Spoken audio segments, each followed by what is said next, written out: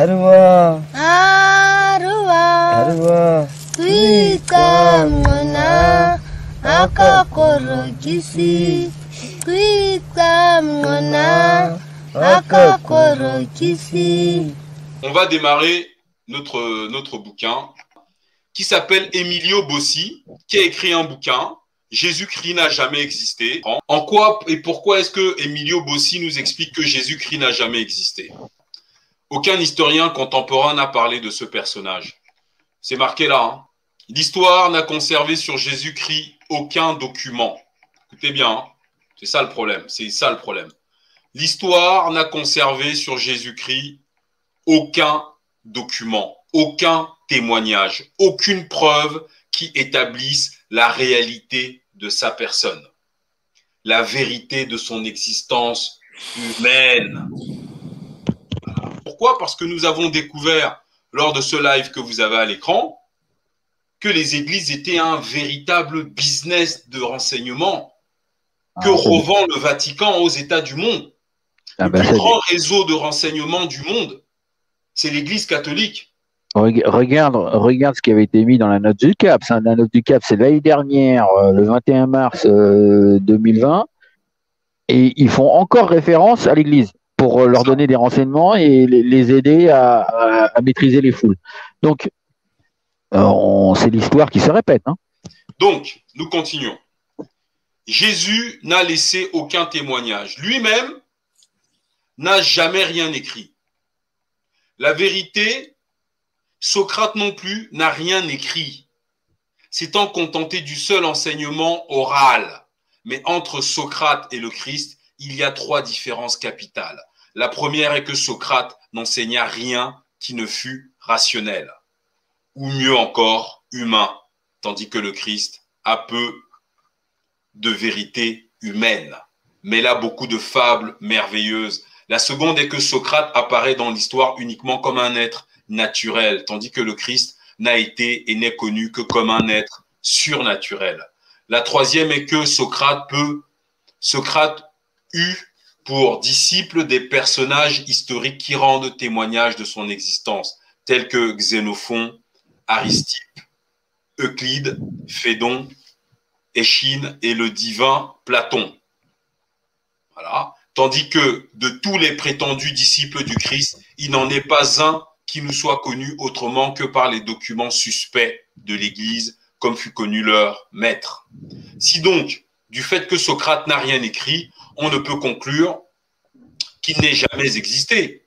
Et la conclusion de la non-existence de Jésus s'impose, au contraire, à titre de présomption, du fait que ce dernier, vivant 5 siècles plus tard, n'a laissé aucune écriture. Alors, c'est intéressant qu'il parle de Socrate, et nous apprenons ici notamment que Socrate n'a laissé aucun écrit.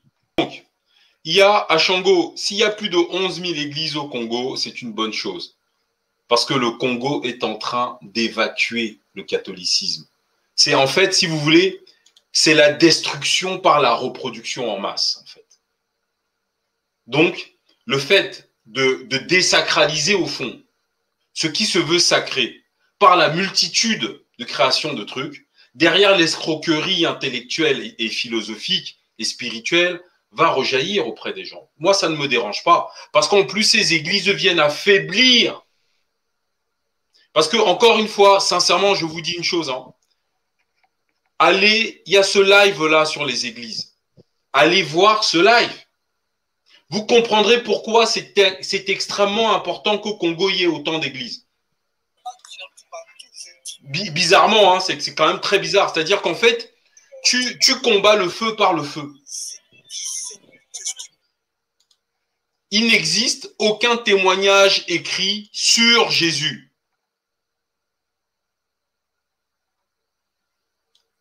Expliquez-moi. Fétiche. Je crois que quelque part dans notre approche, on s'en trompe un peu de combat. Parce que pour un croyant, il ne va te mettre que sa croyance en frontal d'une analyse froide et historique de l'existence ou non de Jésus. Donc, lui, le croyant, si tu veux, il n'en a que faire il a perdu sa capacité d'analyse, de réflexion. Il ne te met en avant que sa croyance. Et c'est ça la force en fait des religions, c'est que en fait vous avez des gens qui se sont lobotomisés eux-mêmes. Je ne sais pas pourquoi d'ailleurs. Hein. Ça serait intéressant de le savoir, mais moi je comprends pas déjà ça, parce que je suis pas du tout croyant en tant que tel. Je crois en mes ancêtres et tout ça, on va dire. Mais croyant comme ça, moi ça me dépasse aussi. J'essaie de trouver une explication, mais on va pouvoir leur mettre toutes les preuves devant les yeux. Ils vont te mettre en face de ça leur croyance à eux. Oui, mais en fait, si tu veux, moi, ce qui me plaît, moi, et c'est pourquoi l'Église catholique a déjà perdu, c'est que l'Église parie sur la bêtise des gens. Alors que nous parions sur l'intelligence des gens. Et effectivement, s'il n'y a pas des voix qui s'élèvent comme la nôtre, s'il n'y a pas la science, il faut savoir que l'Église catholique a interdit pendant des siècles que soit étudiée dans les universités européennes toute autre discipline que la Bible. Hein. On va rester sur notre champion. Tu fais fort là. Tu fais fort, tu arrives à me choquer en tant que non-croyant. J'imagine un croyant. J'ai dit quoi? J'ai dit quoi de mal? Notre champion, tu as dit. Bah oui. Non, mais tu arrives à me choquer, donc imagine un croyant. C'est la première fois que j'entends quelqu'un appeler Jésus un champion. Mais c'est notre champion. Ah oui, on a c'est tout juste, on a civilisé des gens, on a tué des gens contre leur plein gré à cause de Jésus. Donc on en a tué du monde. Hein. C'est tout juste une ironie, quoi. C'est une ironie, en fait.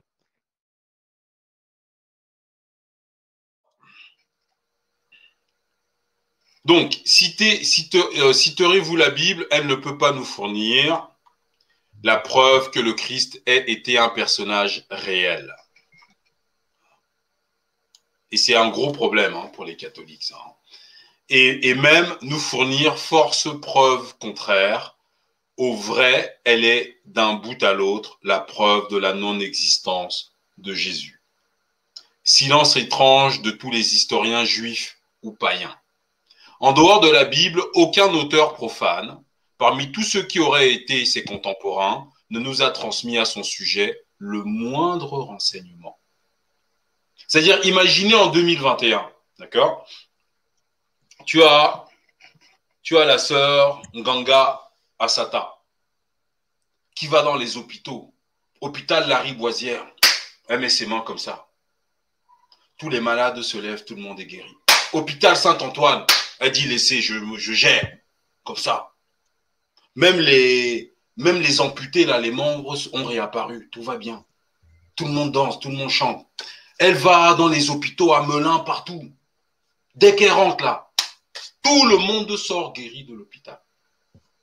Dit même le moustique qui t'a piqué la nuit, le bouton là a disparu.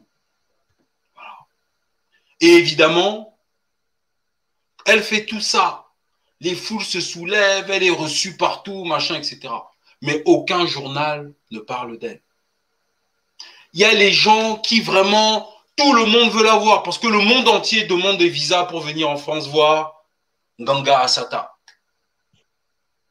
C'est-à-dire, tout le monde entier, tout le monde veut venir en France la voir. Et c'est tellement chaud qu'à un moment donné, la femme là, elle court. Elle saute sur le lac, mais elle ne coule pas. Elle va se mettre au milieu pour se protéger de la foule.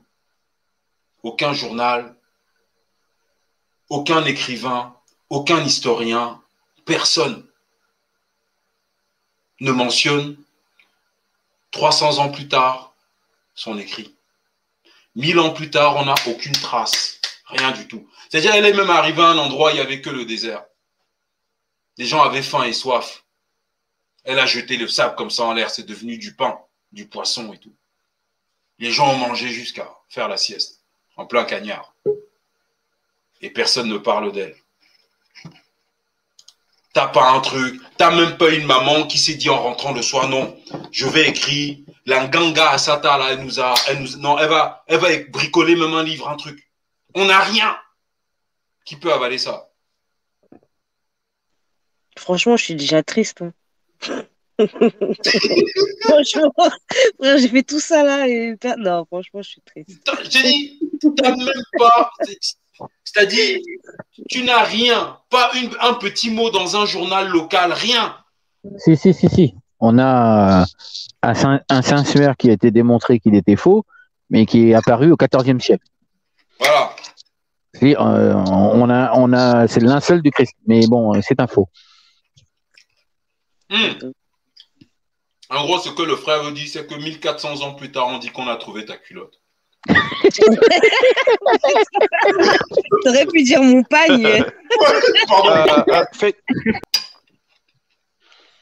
Monsieur Guignebert, chargé du cours d'histoire des religions à la Sorbonne, dit « Tout le monde doit à peu près avouer aujourd'hui que nos évangiles ne sont pas des histoires de Jésus et de ses premiers disciples, mais seulement des biographies édifiantes où les épisodes sont choisis et arbitrairement disposés pour encadrer des enseignements. On admet généralement que chacun des 3 évangiles a eu son but particulier en vue duquel il a organisé sa narration. » Voilà.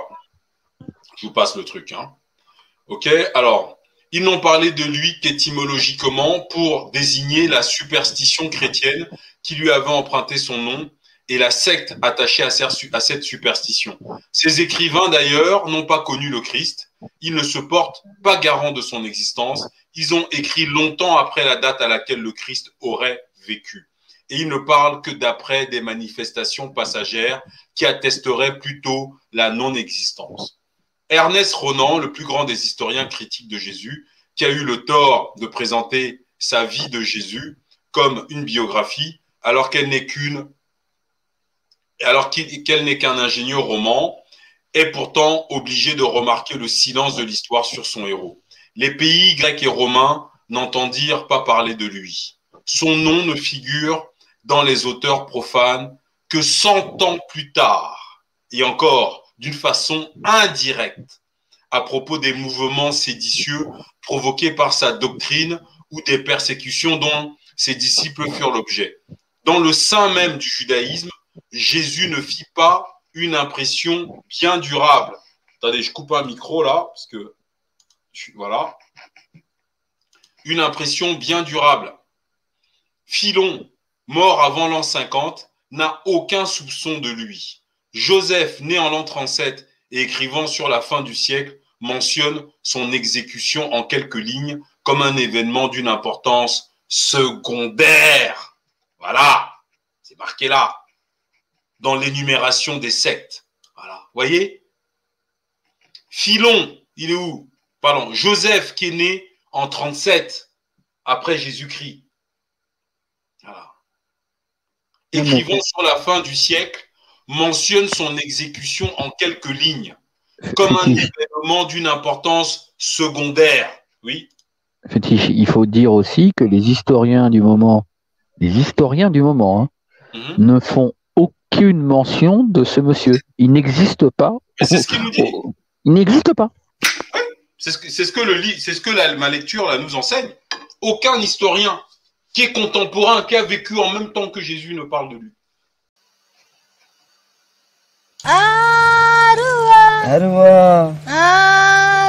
Arwa Kuika mwana akakorokisi Kuika mwana akakorokisi